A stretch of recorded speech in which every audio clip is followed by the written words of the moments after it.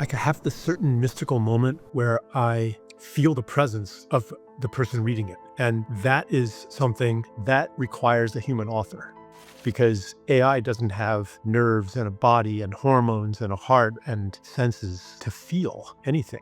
How do you transfer that into a vision of what's to come? And that mentality of, let me make sure that I, the separate self, am going to make it through this.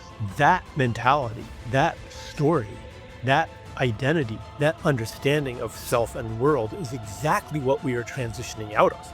And when somebody just loves you unconditionally and sees through all of your attempts to be acceptable and the phoniness of those attempts and also the innocence of those attempts and just loves you to your core, when I experience that, it's a miracle. Listening is one of the underestimated powers that we are ready to deploy to create a more beautiful world. Truth does not become real until it is not only spoken, but that it is heard.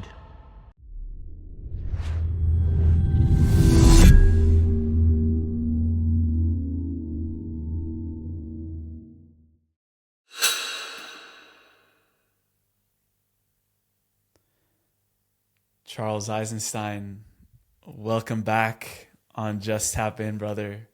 Just to start off, I would love to ask you, what are you most excited about right now globally and in your life?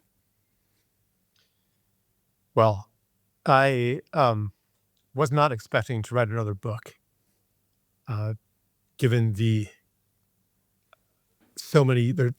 accessibility of so many other ways to express ideas, and given the short attention spans and fast pace of events today.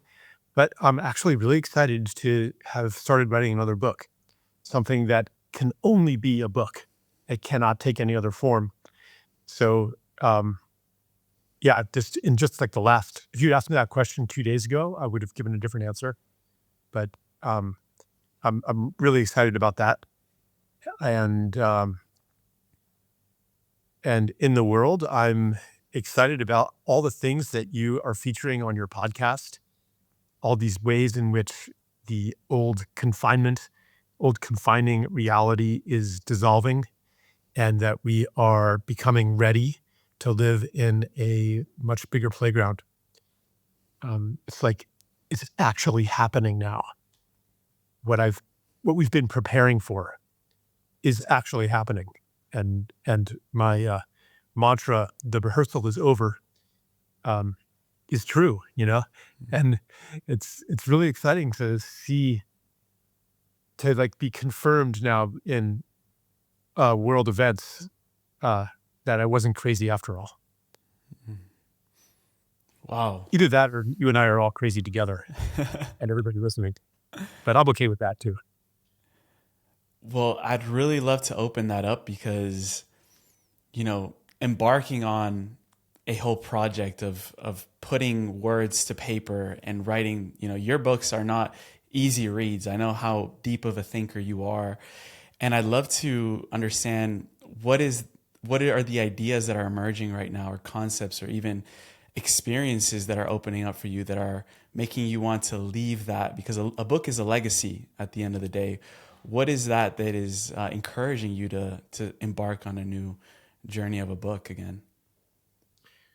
Well, everybody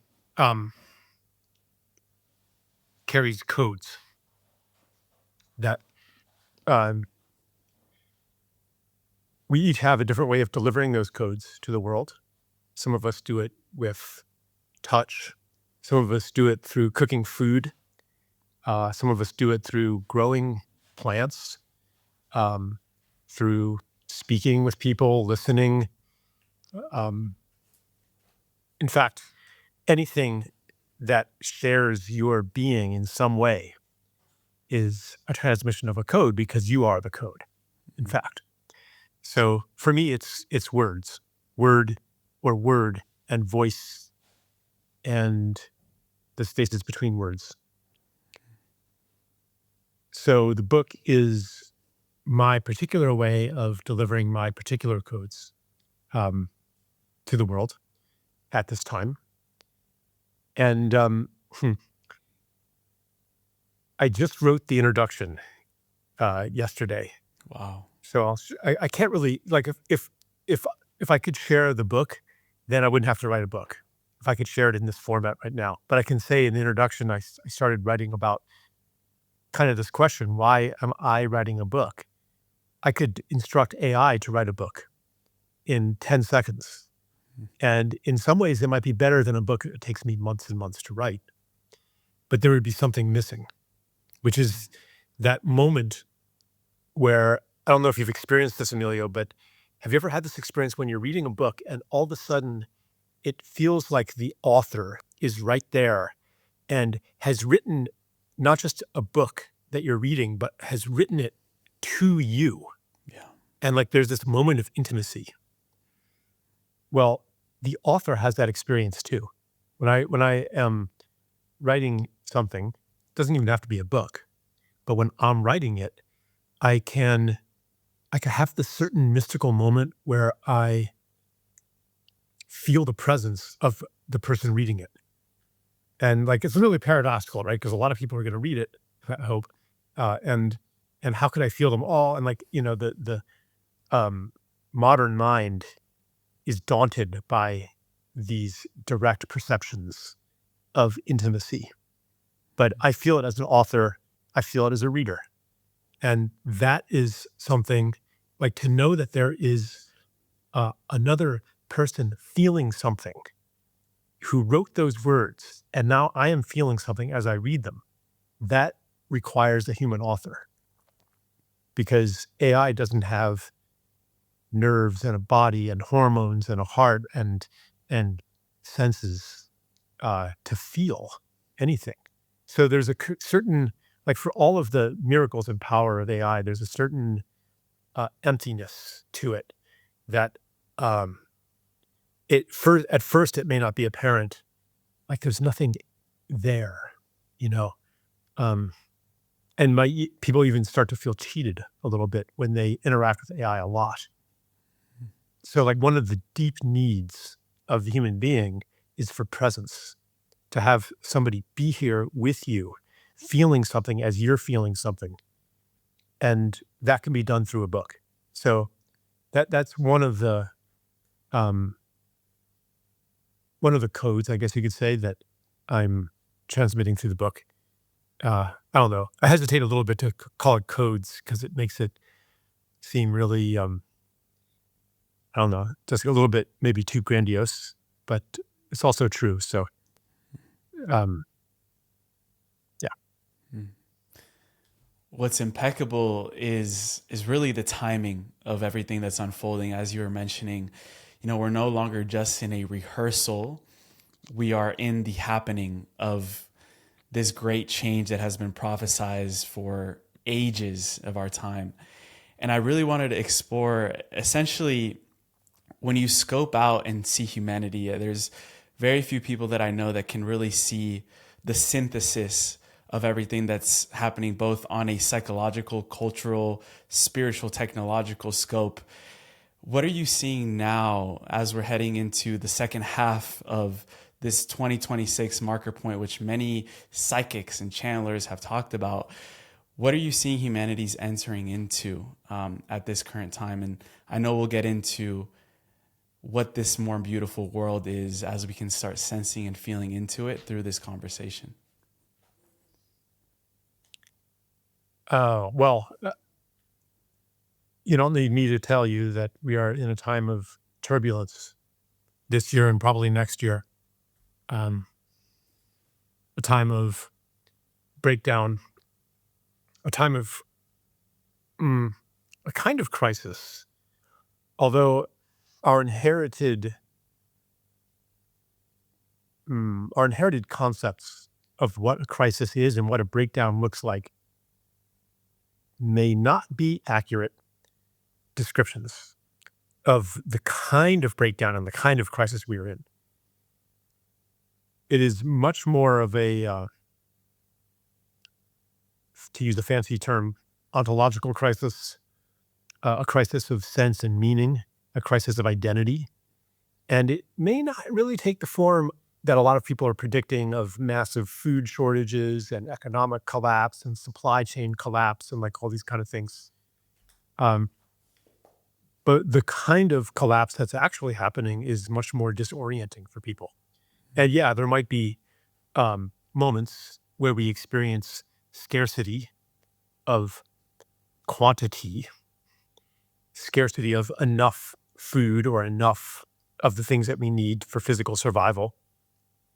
But I don't think that is the fundamental nature of the transition point that we are at. I'm in these conversations sometimes about, well, we have to prepare for the collapse. What does that mean? Means, I don't know, hoarding food, planting a garden, making sure you have enough tools, and then maybe you need some guns because other people are going to come and try to take your food. And like pretty soon you're in a bunker mentality. And that mentality of, let me make sure that I, the separate self, am going to make it through this. That mentality, that story, that identity, that understanding of self and world is exactly what we are transitioning out of. So if you are preparing for the transition by deepening your entrenchment in that way, you're not actually preparing for what's ahead. And I'll tell you what'll happen if you prepare in that way. You'll end up with a bunker full of preserved goods that you don't even need. Because what do you actually need? I'm planting a garden. I've been expanding my garden a lot. And it's not because I'm afraid I won't have enough. It's because I'm recognizing that any food that I buy in a store, even from a farmer's market, lacks a certain quality. And maybe there's more of it in a farmer's market food than in a store-bought apple that, apples are on average stored for a year before they reach the consumer. And they're kind of like destructured, they've lost their vitality compared to something that is still warm from the sun when you eat it. So I'm starting to value those things that we can't really measure, that provide this energetic nourishment, this like more subtle nourishment. That is what I mean by preparing for the future. And in so doing, we not only prepare for the future, we prepare the future because we are adding our energetic impulse to that particular future rather than the future that we would expect if everybody enters bunker mentality. That's not the future we want. So, gosh, I have no idea even what question this began with, but that's what came out of my mouth. So I'll turn it back over to you. Tuning into the field. And, I fell in love with your work because instead of focusing so much on the collapse, you're focusing on a vision for a more beautiful world that our heart knows is possible. And really to open that up, I'd love to understand from your eyes, when you see through the eyes of beauty, what does beautiful mean to you and how do you transfer that into a vision of what's to come? Yeah, let me say, like that book, The More Beautiful World Our Hearts Know Is Possible, it does not actually lay out a vision for the future. It's more about aligning with the future that our hearts know is possible. And our hearts and our minds can perceive many possible futures. Some of them are beautiful and some of them are not, at least from my perspective. When people ask for a prediction of what the future is going to be, and lay out all the evidence that we're headed towards a techno-totalitarian dystopia, and they say, yeah, the 5G, the 6G, the constant surveillance, the medical implants, you can go as far down those rabbit holes as you want. That is a possibility. It's not irrational to be afraid of that. However, if we cannot hold other futures as also possible, then we are in delusion.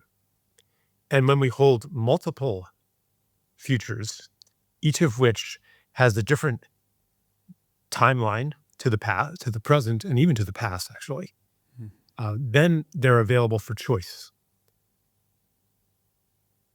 So to bring it back to your question about beauty, like, what is the criteria by which we choose? When our inherited values may be insufficient to the task. And so for me, it's beauty.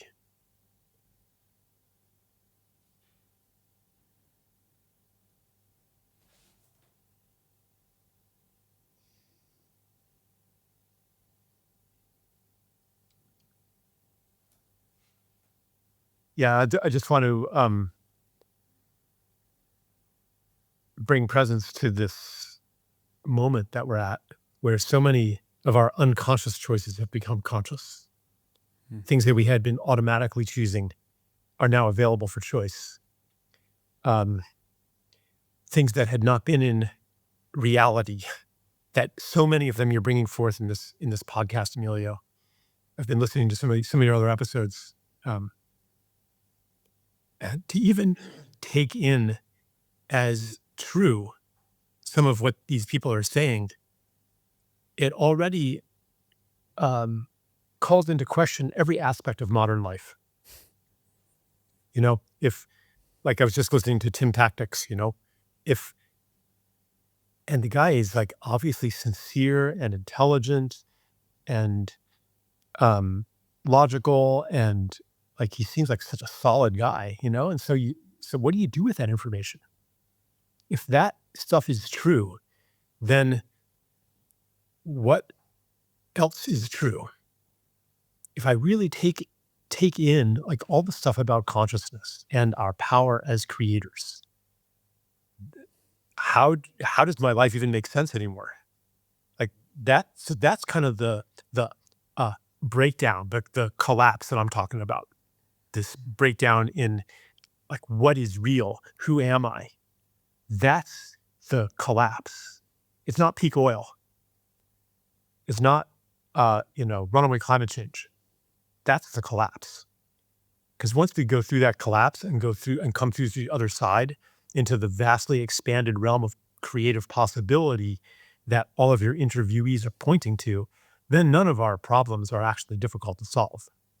We can clean up the oceans, we can clean up the environment, we can clean up our bodies, we can clean up politics, society, everything is easy to solve once we've made that transition in our understanding of who am I and what is real. It's almost like we have to completely and radically ask new questions. I was re-listening back to our first interview, which was almost 4 years ago. And, I would see myself and observe myself asking a lot of how-to questions. How do we do this? How is it going to occur? How is the future going to play out? And I kind of came back into this moment where I feel like I can meet you at another level, in that sense of being interested in miracles. And I know that's something that you've explored a lot in your work. And the way that you define miracles is it's impossible from an old understanding of reality and possible for a new one. And Right. so, this all goes to play. Like, I know you're taking in so much information from the field, from other people. What miracles have emerged in your life that have brought you into this greater awareness of what's possible as a human and as a civilization that understands that these miracles are available?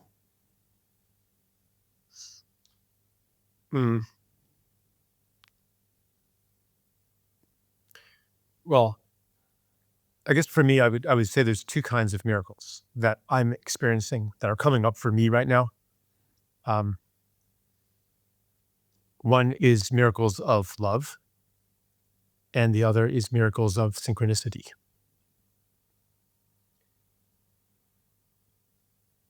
Synchronicity is always a miracle because nothing made it happen.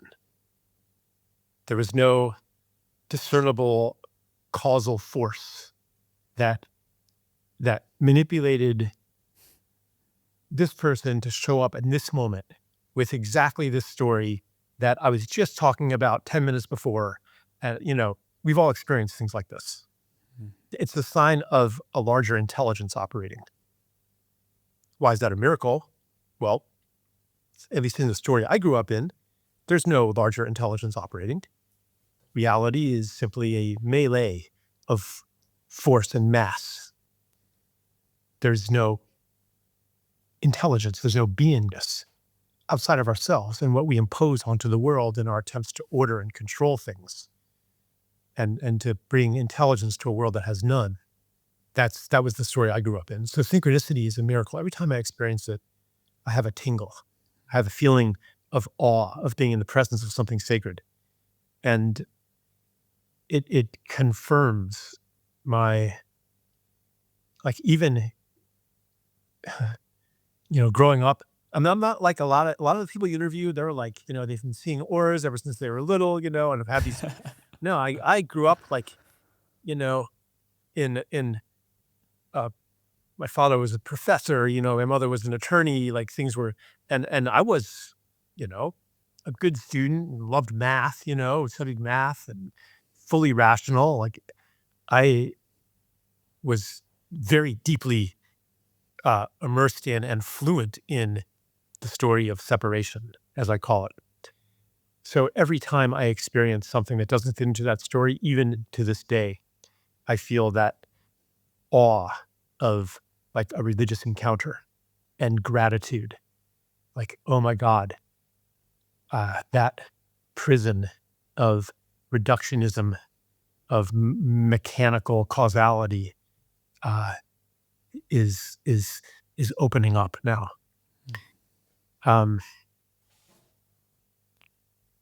Yeah, and then love is always a miracle for me because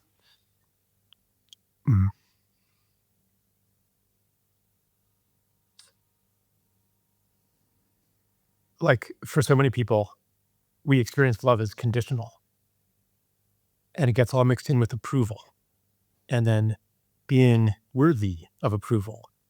And when somebody just loves you unconditionally and sees through all of your attempts to be acceptable and the phoniness of those attempts and also the innocence of those attempts and just loves you to your core. When I experience that, it's a miracle and a teaching too. Because if somebody else can love me that way, I can love myself that way. And I know a lot of the people you interview say, we have to learn to love ourselves. We have to love ourselves unconditionally. It all starts there. For me, it doesn't start there. For me, it starts with being loved, with taking that in, and then I learn how to love myself from the love that I've received. I have a model now, which points to the role that all of us can have in awakening self-love in others by loving them. So, yeah, that's how I experience miracles. I mean, I could talk about like, spoon bending and stuff like that too. Yeah. That's really beautiful, brother. Thank you for taking us there. And, and when I hear you speak, you've mentioned throughout your work that after all, our civilization is built on myth. And in order to change our civilization, we must change the myth. And we all know by now what this old story has been. And the overarching theme is the separation. There's a new story emerging within all of us in almost like these imaginal cells are just waking us up to this new potential. I wanted to ask you, as a storyteller, as someone that deeply understands the rhythms of myths and how those play out in society, what do you feel makes a story compelling enough for the mass majority of population to transition into a new story?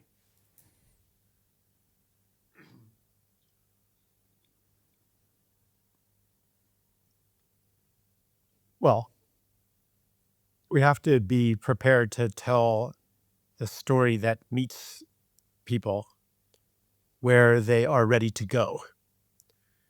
I was going to say where they're at, where they are, but it's really where they're ready to go. It's the story that they are ready to accept. And that readiness, a story is never just a story. A story is a state of being. The kind of story I'm talking about. I mean, I'm not talking about, Red Riding Hood. Although there's a lot more to that story than meets the eye too. But I'm talking about the stories that we tell ourselves about what's real and who we are, how the world began, what a human being is for, how change happens. Like that's what I mean by a myth or a mythology. So, our conventional mythology, just like every other mythology, is populated by all-pervading forces and invisible beings. And in the standard mythology today, those are called electrons, gravity, the strong force, atoms. Like these are like viruses, bacteria even. Like you have to take the priest's word for it that these even exist, unless you have special priestly instruments like microscopes or, cyclotrons, particle colliders. And like you have to have divinatory instruments in order to perceive the esoteric realities that the priesthood, i.e. the scientists, talk about. So that's what I mean by a mythology. And the mythology a mythology, a set of deep beliefs corresponds to a state of consciousness, which you can feel, actually. Like if you go into the reductionist paradigm where, even love, Emilio, that's just a chemical cascade, an electromagnetic phenomenon. Life is just the result of a chemical accident.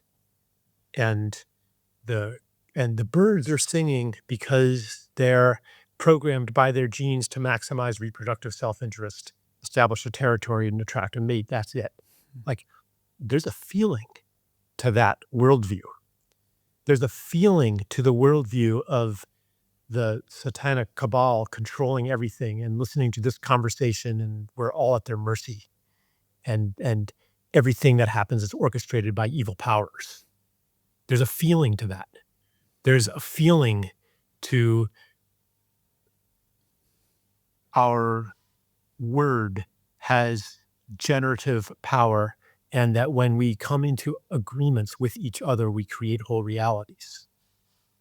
And all of the people who come onto your podcast, they are contributing to an emerging mythology that some people will be like, no, that's ridiculous, that's new agey, that's whatever. They'll have a way to dismiss it because it doesn't, they're not, I want to be very careful with my words here. I want to say they're not ready to accept it, but that implies that, some of us are more evolved than others. And it's kind of condescending, So maybe I'll go back to that. But for now, I'll just say that a new mythology is emerging, and many of its threads are coming through in the people that you interview. And I won't try to say, here's what the mythology is. I'm not going to try to describe the whole cloth that is being woven through these conversations. But, we can feel it. We can feel our readiness for it. We can feel our desperate longing for it, and we can feel our resistance to it. So there's always inner work to be done to be able to accept a new mythology, a new story, because it corresponds to a new state of being, to something that we are all moving into. So even what I said is a really simplified way Because really the foundation of this new mythology, which is also very ancient, is love. It is non-separation. It is interbeing. It is the understanding that there's something of you in me. There's something of the world in me, that the events of my life mirror events in the cosmos. So in a way, everybody on Earth is actually prepared to take a step into this mythology, into this new story. What that step looks like is different for everybody. But when we come from love in interacting with another person, we are extending an invitation to take the step that is for that person. Maybe they will, go to their grave believing that Anthony Fauci was a hero. Maybe they will not, at least consciously, accept elements of the mythology that you hold dear. But every soul is on a unique journey. And so anytime that we show up with love, whatever, it's not about like, okay, what's the right story to tell people? It's where the story comes from. I mean, you're coming from when you yourself are coming from that new story, when you're coming from non-judgment, when you're coming from an appreciation of the sacred path that soul has walked, then you will know what to say or what not to say. You will know what story to tell. You will know how to listen, how to touch, how to cook for that person. And so part of the old story that we're moving away from is a theory of change that says, okay, if I want to make a big change, I've got to have a big audience. I have to tell the story that appeals to the most people, and I'm going to do the math, and I'm going to have a bigger impact because, I'm going to tell a story that has broad appeal. That's not how it works. Each of us has a unique voice. So when I write, this is kind of going back to the book I'm working on, like I tune in, it's not to all of humanity, it's to that subsection of humanity that is vibrationally aligned with me, and I'm speaking to them. And that's why at a certain moment, those reading my book will have that uncanny feeling that I'm directly speaking to them. Yeah, I'll leave it at that. I've heard you say before that real movements seem to start unintentionally. So that's really speaking into, if we start with the goal in mind, like by 2030, humanity has to think this way or have this worldview. That's almost like superimposing our own will through force onto a population that might not be, in a way, ready for that next step. And when you say real movements, has there been a movement in your life that you've observed, maybe very personally or not personally, that has started, that you see is beginning to emerge more for people that resonate with you in terms of these movements that society goes through? Yeah. People often say, okay, we have to create a movement. That's the only thing big enough to enact the changes that we want to see. We have to create a movement. And often I respond that we don't create movements. It's more that movements create us. You get enrolled in a movement and you become a different person. You care about different things. You have different priorities. You play a different role.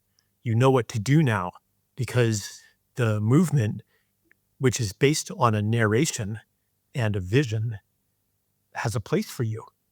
Your life makes sense now because you are now moving with other people in an agreement field towards a vision. We used to have that. I mean, you could look at all of civilization as a movement. We used 50 years ago, 100 years ago, the two of us would have been part of a movement that I call the Ascent of Humanity, to conquer nature. Like, the conquest of nature did not have a negative connotation then.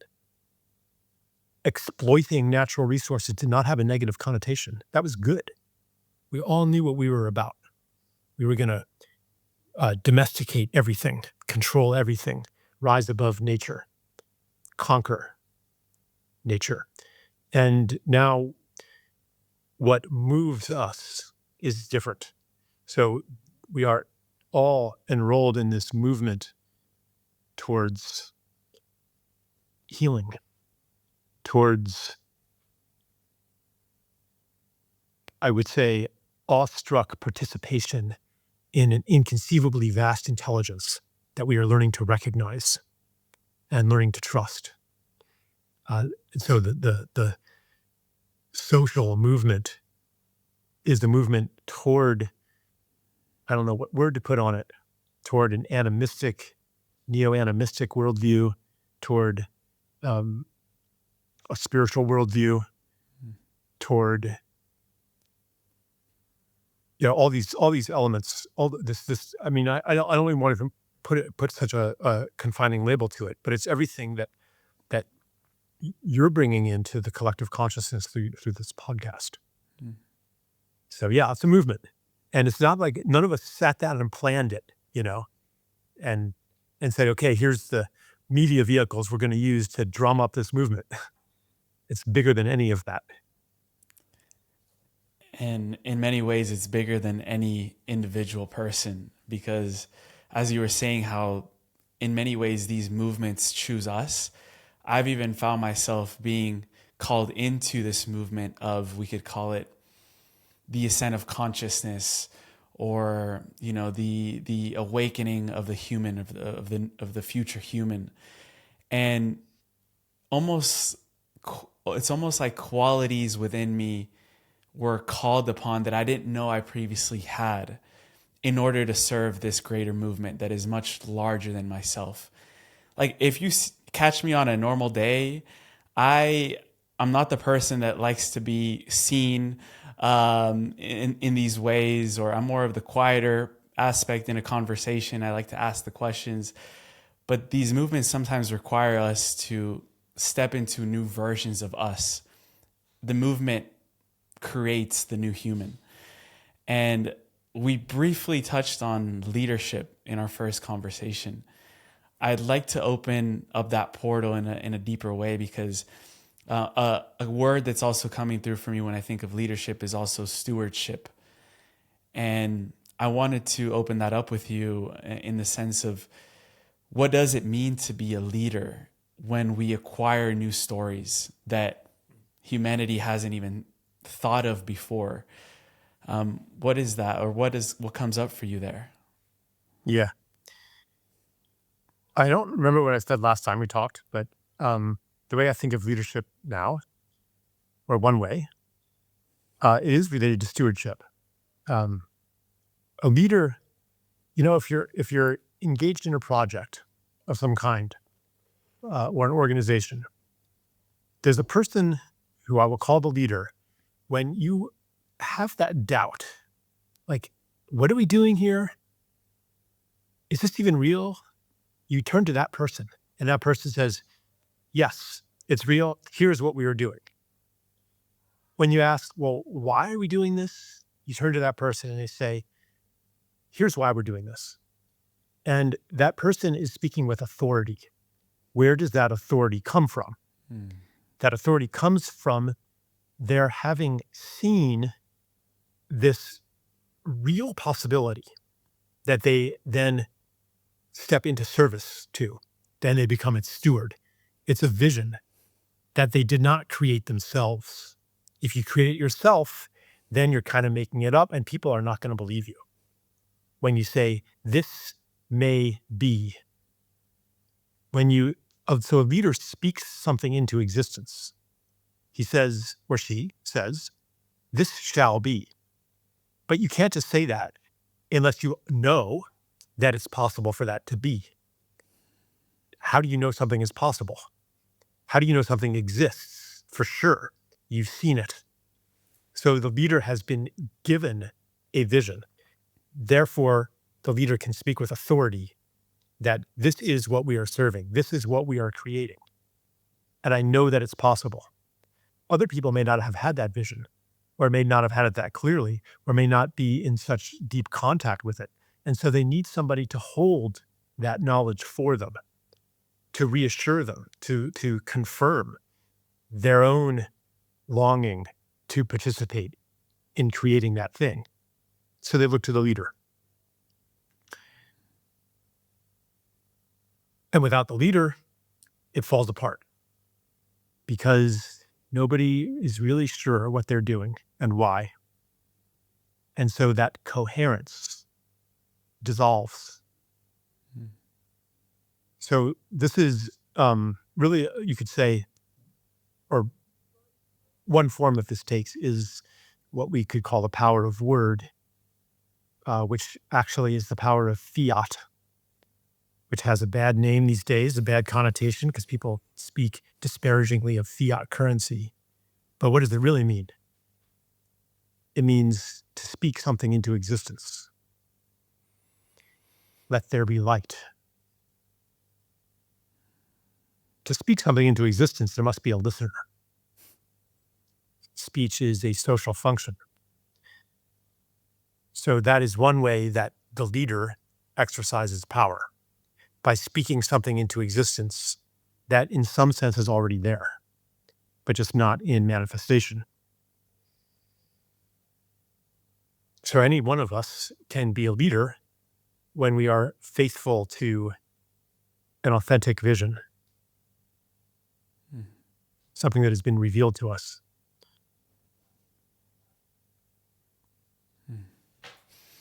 Wow.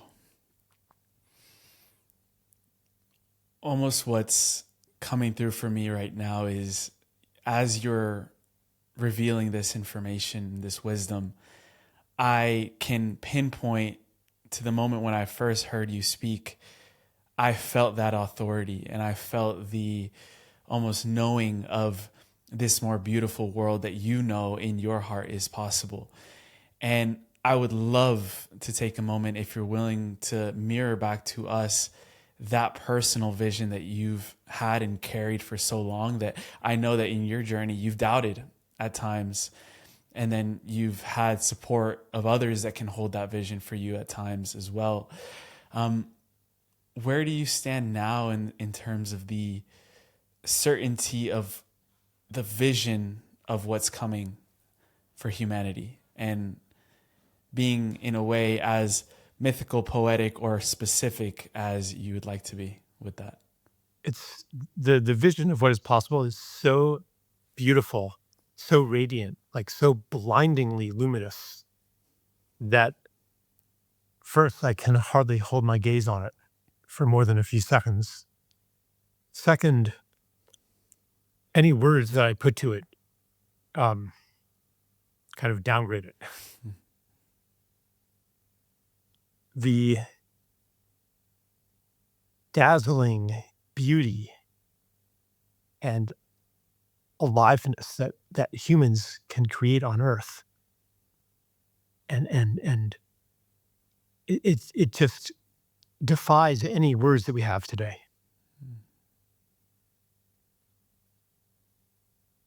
So if I do put words to it, usually I'll talk about, aspects of it that could come about in the next, few generations. But those are just the beginning. When we really accept and stand in our creative powers, our collective creative powers, we will embark on projects that take thousands of years to complete. We catch, like there's cathedrals like that in Europe that took, a century or two to build. Imagine if we're not expending 99% of our energy on conflict and war, and trying to, stay alive at the expense of others, and instead we're just in unison with visions that unfold over thousands of years. I mean, it's just mind-blowing what we can create on this earth. And as we develop all of these spiritual technologies, all these technologies of sound and water and light and electromagnetism and other energies that don't even have names, you know, I mean, think of how much humanity has changed and our way of life has changed in the last 1,000 years, or even the last 100 years. What's it going to be like in another 1,000 or another 10,000 or another million years? We're just at the beginning here. But it's, to describe it is not that important. What's more important is to evoke the memory of it. And the memory may not take the form of images or words, but we carry a memory of it. That's why I'm able to speak with authority about it. We have a memory of the future, a memory that comes from, or you could say, a memory that comes from outside of time. We feel the possibility in the heart. When the mind, and like you referenced, my mind sometimes goes into despair, and feeds my heart despair. And so I'll go into despair because the mind might say, well, it's impossible for us to make it through this crisis. However, the knowledge that we can make it through, that there is a path from here to there, is indelible. It is inextinguishable. How do I know that? And how do you know that? Because even in like the deepest, most total, most logical despair, hope is never that far away. All that has to happen is like you have some chance encounter with something, a miracle, and it springs back to life again. How does it do that? Because it was always there. And I will add to that this kind of backwards retrocausal logic that if the task before us were impossible, we would not have come here to attempt it. This knowledge for a long time was a very lonely, difficult knowledge to hold. Now it is much easier because we're seeing it blossom all around us. And there's so many others who have held it for so long in loneliness. Probably a lot of people listening held this lonely knowledge. It was lonely because it was so contrary to the culture around us, contrary to what the priests of science told us was real or possible, and they pathologized it. And we internalized that we internalized that pathologizing, and thought maybe I'm crazy, maybe I'm weird. Like a lot of people have been through this, but now the culture around us is changing. Now there are bubbles of coherence that are anchored by, like, again, podcasts like this, where you don't have to hold it with such intensity and such protectiveness anymore from the assaults of the dominant narrative. Now we hold it together. Now it is reflected back at us all the time.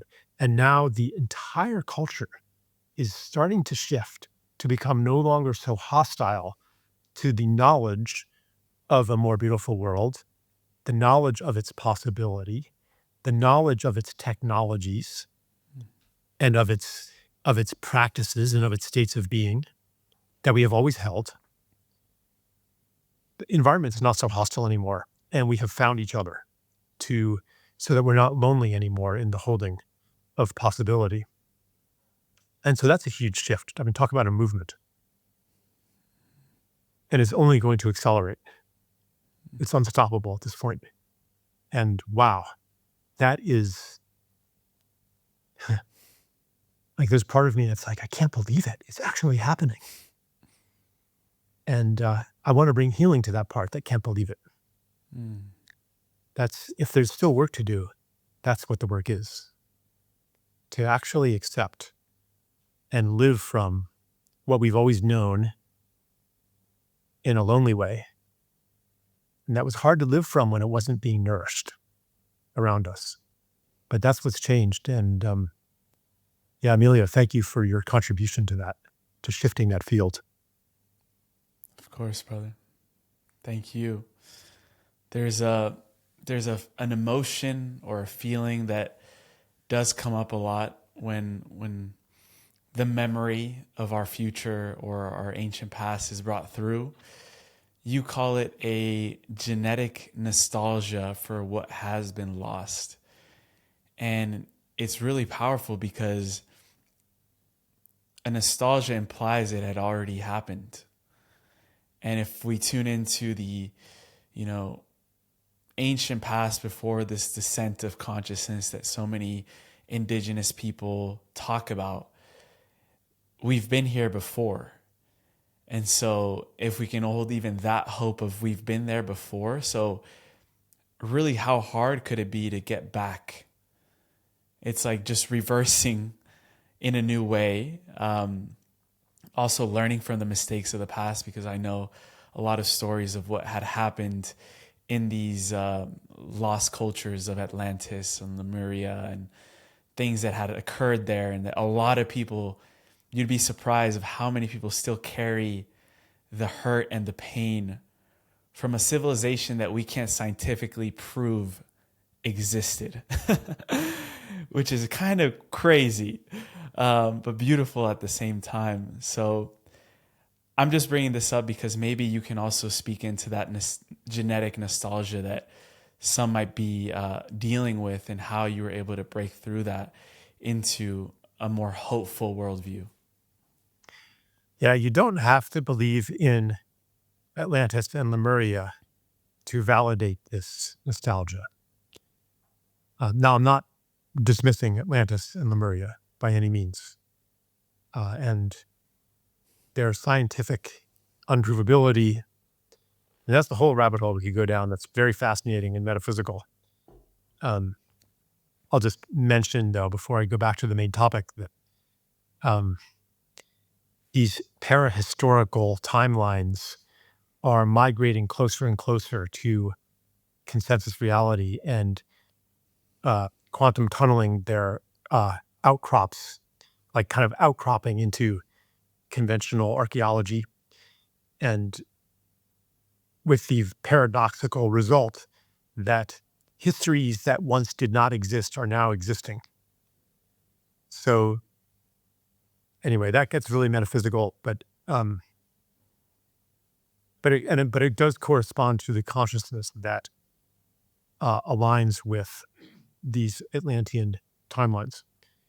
And there's more than one of them, actually. There's more than one Atlantis that projects into archaeology and is penetrating closer and closer to its core. Anyway, this nostalgia, like, you don't have to accept those narratives. Even in conventional history and archaeology and anthropology, or even, you can still go to places in the world that are less modern, and you will discover something that has been lost. The experience, for example, of intimacy with the plants and animals around you. The experience of, like, knowing by just hearing a bird, what that bird looks like. And I mean, people who are deeply immersed in it, they can, like, the whole forest is singing to them. And they know, they can say, oh yeah, a jaguar just made a kill 5 miles away. How do I know that? It's because the birds are raising an alarm, and birds within earshot are responding to that, and the ones within earshot are responding to those. Like people used to live in such a richness, and like every person that you saw, you knew them completely. You knew their story, their grandparents' story. You knew everything, Mm. and they knew you too. Like so, so we have like a kind of a genetic nostalgia for um, a depth and intimacy and authenticity of being that is mostly lost to modern people. We don't even know it's missing, but we experience it as a longing and a nostalgia. And it's also a nostalgia for childhood when we lived in a magical, connected world. So the that nostalgia gives us important information, because it's not just mooning over an irrecoverable past or wanting to go back to childhood or back to the womb. It is trusting that there is something real and possible here that is missing. It's to say the reason that I feel lonely and disconnected and anxious isn't because I have some problem that needs to be fixed, some neurotransmitter deficiency that can be, no, they're like, I'm not supposed to be happy when I don't have real human connection and real connection to nature. And when I'm not nourished by the smell of soil and the touch of a flower, and like we have been robbed of so much that we need to thrive, and all of that has been replaced by quantities of things that don't meet the needs that are that we're longing to meet. So yeah, the nostalgia is important navigational information that points us back toward this more beautiful world, by helping us to identify what is it that we're missing. Like that's why I have a garden. Again, it's not because I'm afraid of food shortages. Mm. It's because I have been guided toward recovery of a kind of a lost wealth, a lost beingness, a lost richness of experience, of being here. To be is to be in relationship. Existence is not something you do by yourself. We're not separate souls imprisoned in flesh. We are interbeings, and we feel this every time that something is destroyed. Like if there's a favorite forest or a place that you used to go when you were a kid and it gets paved over, it hurts. Why? Because that was part of you. We are embedded in this world. We are relational in this world. And one of the delusions of the old story of separation is that our destiny was to become independent of materiality. And that is part of the movement. Like we are not trying to spiritualize and escape. We are instead recognizing that what we have sought by escaping materiality is actually there in materiality. That matter is infused with sacredness, that everything we exported onto spirit is here. And we're learning that, like, for example, scientifically even, that water isn't just some generic fluid, but that every, quote, sample of water is unique. It carries a unique set of information. This is the Gerald Pollack stuff, that yeah, the material world isn't just this boring mathematical play of force and mass, mechanical forces operating on generic particles. It is in one of your podcasts, maybe it was Tim Tactics talking about the like the ocean of light that is underneath the particles, and that there are beings in that ocean of light. These are not in some separate spiritual realm. These are here. Matter is so much more than we thought it was. There's so many subtle levels of it, So this, everything that we are looking for is already here. Yeah. I wanted to bring us back and speak into something that you mentioned around the nostalgia for childhood as well, because an energy that I'm really tuning into recently is this energy of the divine child. And it doesn't necessarily make me want to go back to the version of me that was 4, 5, 6, 7 years old. But there was an essence that emerged from that version of me that I know that I can still embody in whatever vehicle, vessel I'm in, however old I am linearly. There is that essence of imagination, of understanding that the world is filled with magic. I was about to say math. Our friend Robert Grant, he calls it math magical. And so play, joy, sacred laughter, like all of those essences. In what ways have you found that nostalgia for childhood is less about the nostalgia for our memories of childhood and more of who we were as children and how we can get back to that? Yeah, that's a beautiful distinction. Not for the memories, but for who we were.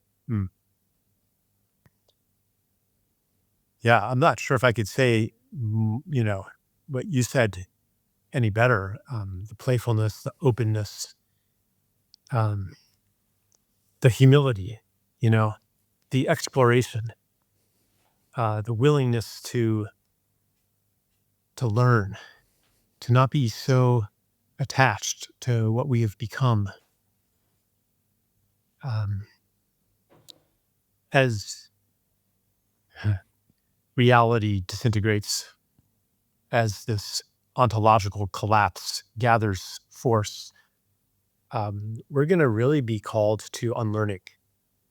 We're going to be called, because all of the old certainties are going to disintegrate. And what will serve us in those times will be the mind of the child, playful, curious, adaptable, vulnerable, trusting.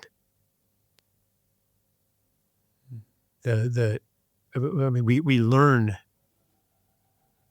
for very good reason distrust and protection against each other, wariness, because that native trust was betrayed in many, many ways.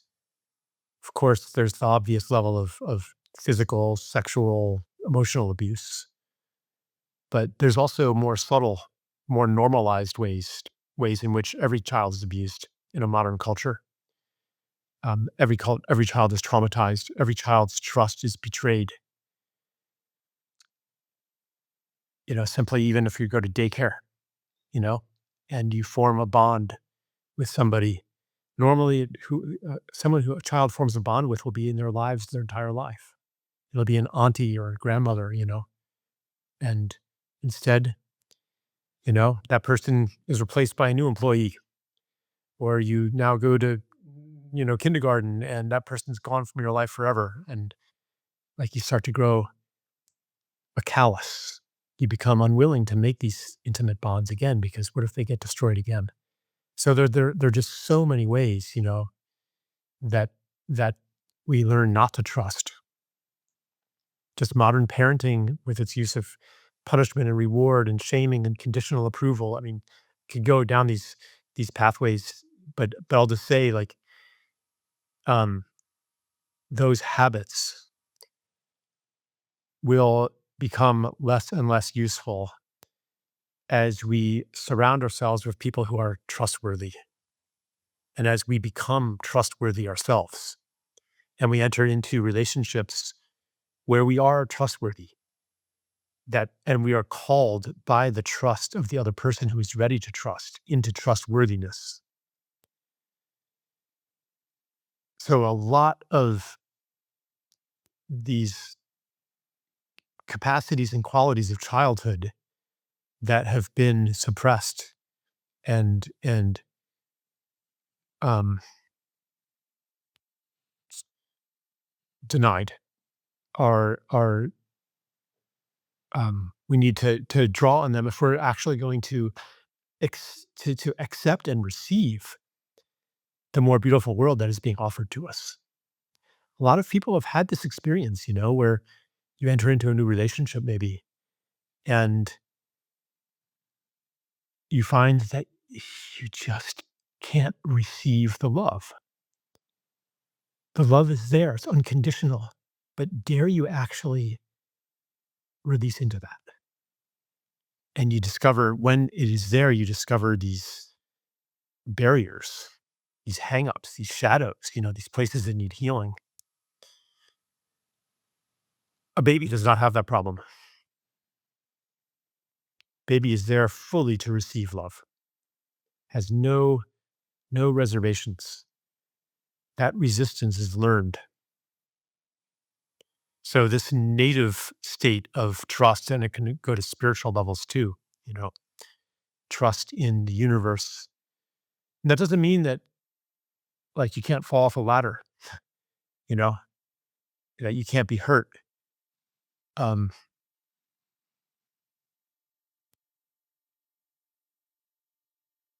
and of course, our habits of not trusting people come from a very valid source. But many of those habits in more and more situations will become obsolete.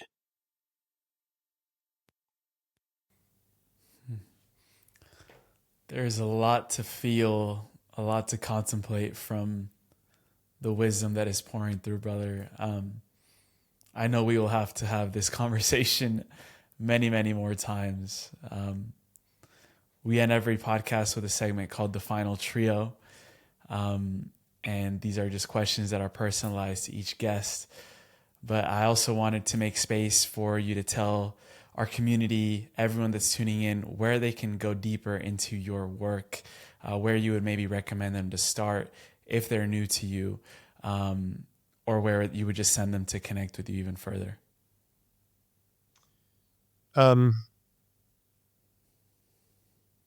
Yeah, so I'm working on a book now, so I'm not really doing like online programs so much.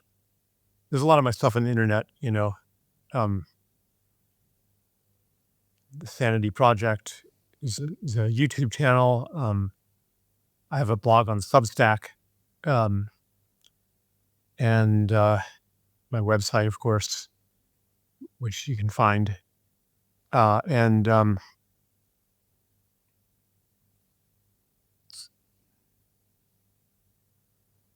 not sure if there's anything I really want to mention right now.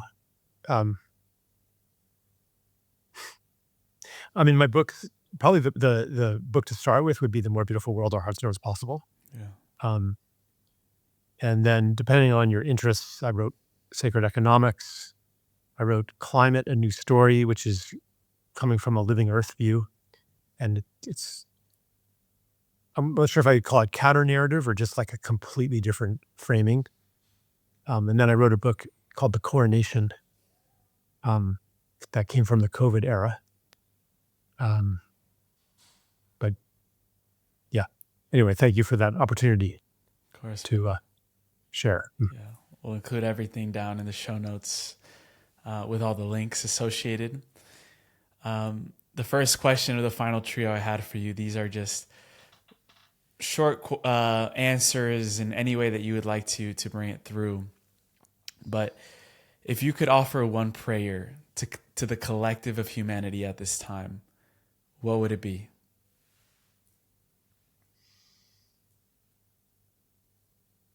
Well, I'll have to offer a prayer to you and me and to the people listening.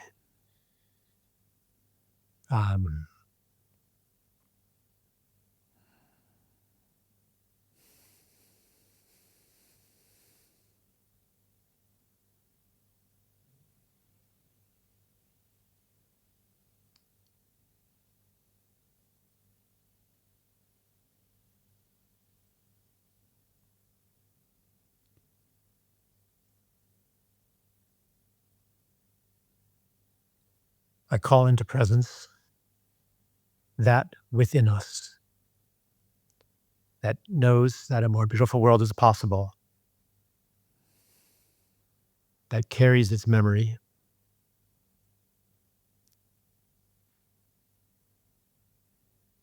that I may look to that part as a leader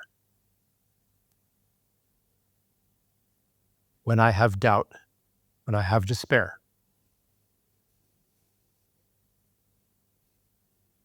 And be confirmed in my knowledge. Be confirmed in my path.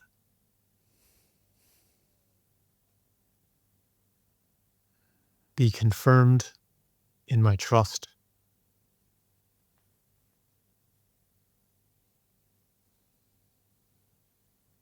That I may feel the love that is the source and the destination. That I may have this knowledge reflected back to me by those around me.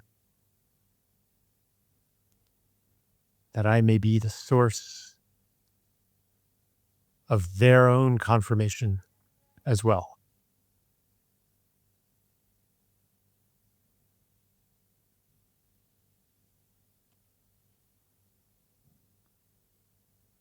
Thank you.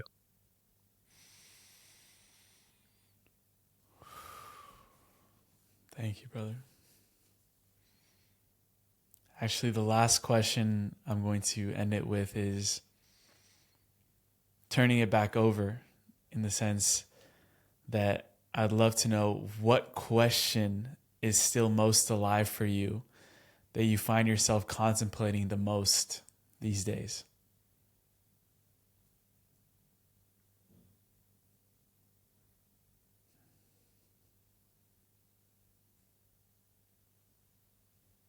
What is mine to do?